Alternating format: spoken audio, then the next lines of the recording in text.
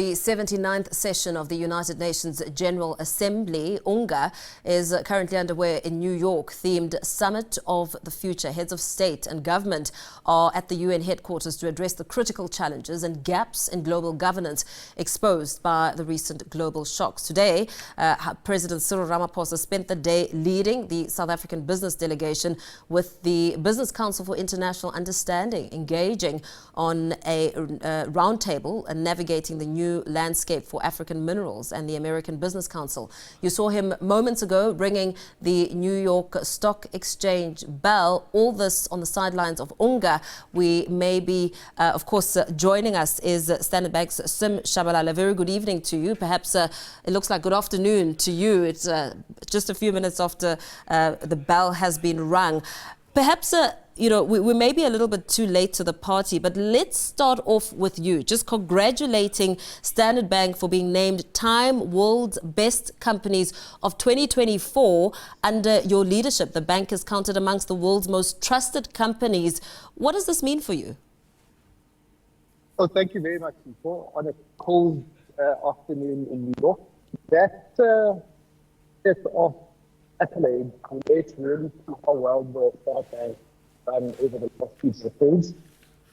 It's testimony to great governance, accelerating school, a great board, great management team, and a great set of staff members, 50,500 people go to work every day doing their best to look after the best interests of their customers and their stakeholders. So it's a real privilege to be at the helm while very important.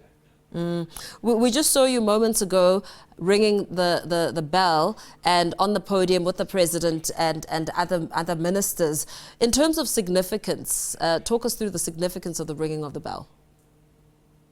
Well, the ringing of the bell has been going on for decades in New York. It normally denotes and celebrates the achievement of either a business or a celebrity or indeed a country. In this case, it is really celebrating the excellence of the South African national competitive advantage represented by our great president. We heard President Cyril Ramaphosa speaking a great deal just a few minutes ago, but I know that he has been essentially busy throughout the course of the day.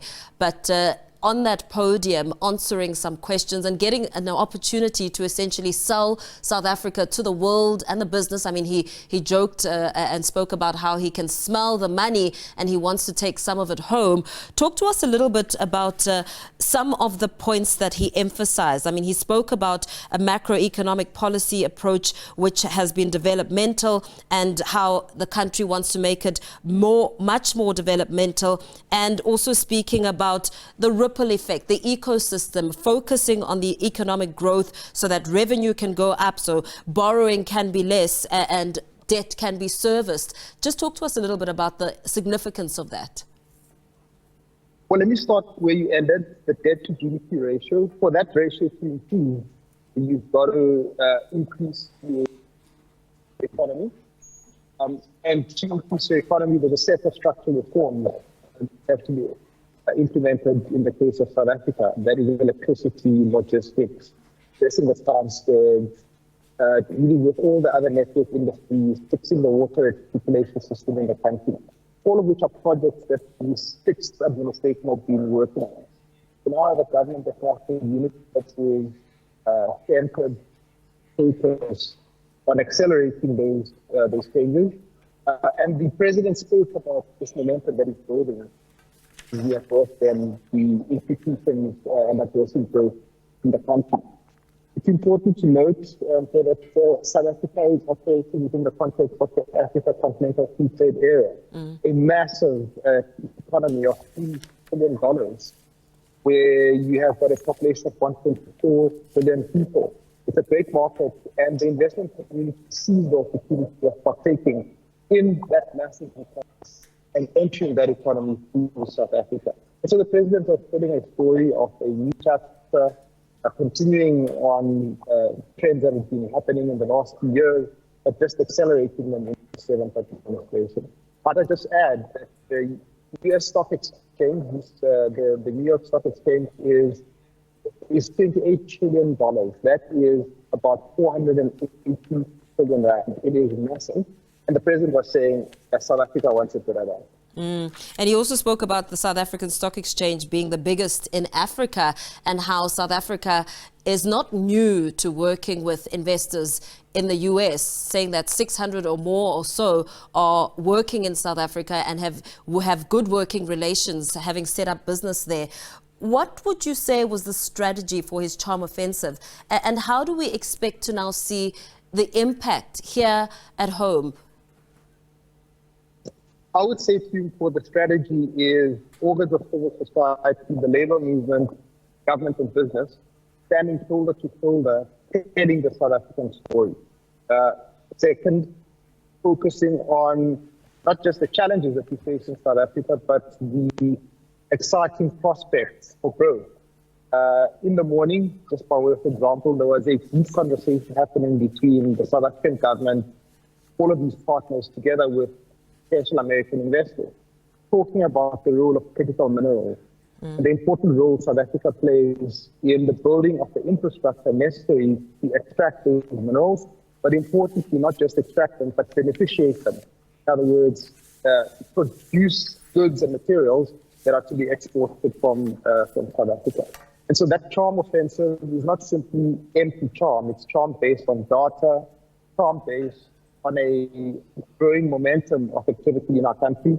And hopefully as we build that momentum, there will be greater growth and therefore more shared prosperity in the country as a result. In terms of the reaction, the initial response from the American Business Forum, I mean, how do you read that kind of reaction, more so as the president was speaking just a short while ago and selling South Africa, speaking about good capital markets, the banking system being well regulated and a government system that is functioning in terms of its constitution being one of the best in the world? Okay, I think we may have lost Tshabalala. Okay, I'm still here.